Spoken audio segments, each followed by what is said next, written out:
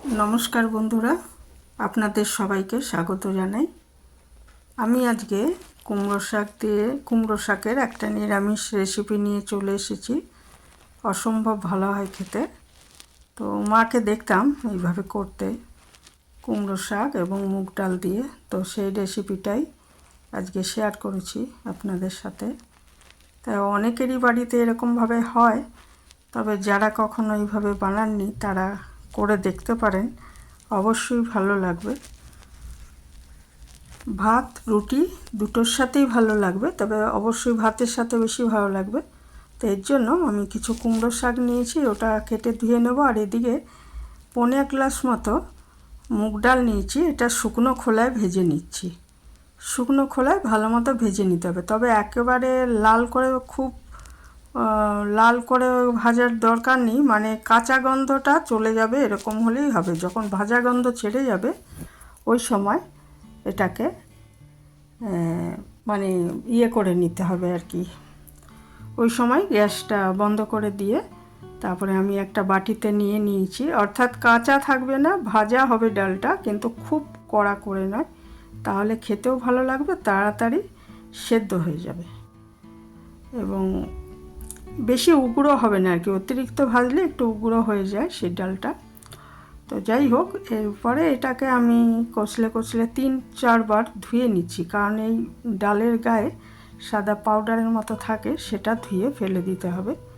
তো এটা যেহেতু শুকনো খোলায় ভেজেছি সেই জন্য পরে ধুলাম, ধুয়ে রেখে দিলাম। আর ওদিকে শাক আর ডাঁটাও কেটে নিয়েছি, খুব কেটে ভালো করে ধুয়ে এটাকে একটু অল্প নুন দিয়ে সেদ্ধ করে নিচ্ছি। কুমড়ো শাক তো সবাই জানেন কীভাবে কাটতে হয়, একটু আঁশের মতো ওটা ছাড়িয়ে নিতে হয়,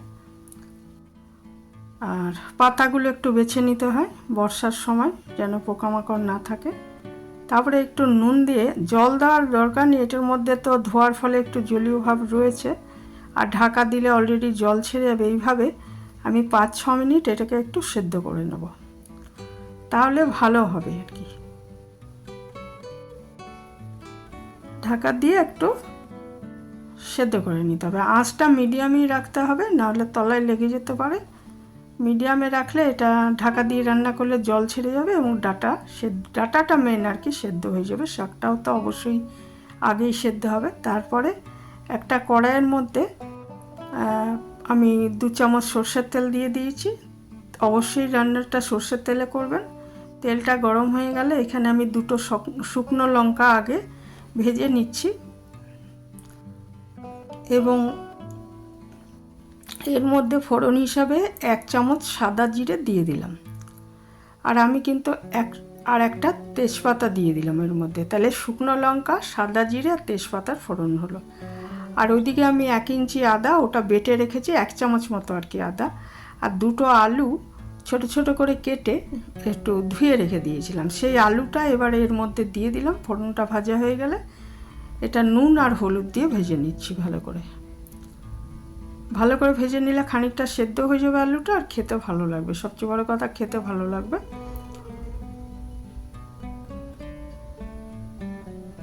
নুনটা বুঝে দিতে হবে। আমি কুমড়ো শাক সেদ্ধ করার সময়ও কিন্তু নুন দিয়েছি। নুন আর হলুদ দিয়ে আলুটা ভেজে নিচ্ছি।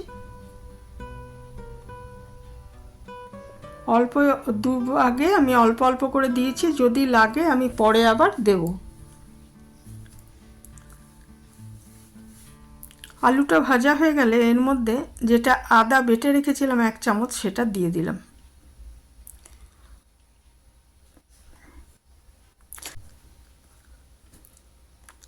এরপর এর মধ্যে আমি দিয়ে দিচ্ছি 1 চামচ মতো জিরে গুঁড়ো।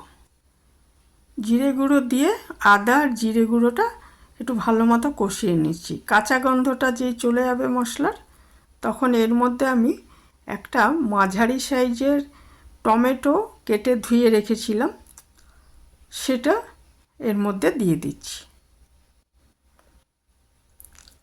টমেটোটা এর মধ্যে দিয়ে আবার একটু কষিয়ে নিচ্ছি।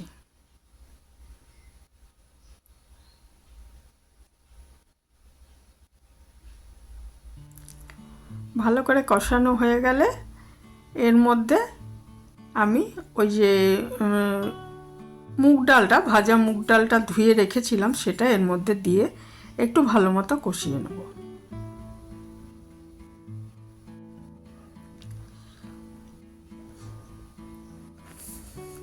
মুগ ডালটা দিয়েও কিন্তু ভালো মতো কষাতে হবে। ভালো মতো কষানো হয়ে গেলে তারপরে এর মধ্যে আমি পরিমাণ মতো গরম জল দিয়ে দেব। দিয়ে ঢাকা দিয়ে কয়েক মিনিট সেদ্ধ করে নেব, 6-7 মিনিট সেদ্ধ করে নেব। এই ডালটা আর আলুটা যখন অনেকটাই সেদ্ধ হয়ে আসবে তখন এর মধ্যে ঢাকাটা খুলে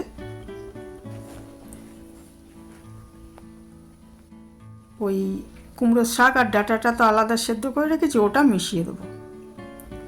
এখানে পরিমাণ মতো জল দিয়ে আমি ঢাকা দিয়ে দিলাম। এই রান্নাটা কিন্তু মাখামাখাই হবে, কাজে খুব বেশি জলের দরকার নেই। এখানে দেখুন আমার ওইটা ডাঁটা আর কুমড়ো শাক সেদ্ধ হয়ে গেছে, ওটা রাখা রয়েছে। তারপরে ডালটা আলুটা যখন অনেকটা সেদ্ধ হয়ে এলো তখন কুমড়ো শাক এর মধ্যে দিয়ে দিতে হবে পরিমাণ মতো একটু চিনি। আর এই সময়টায় নুন দিয়ে দেবেন,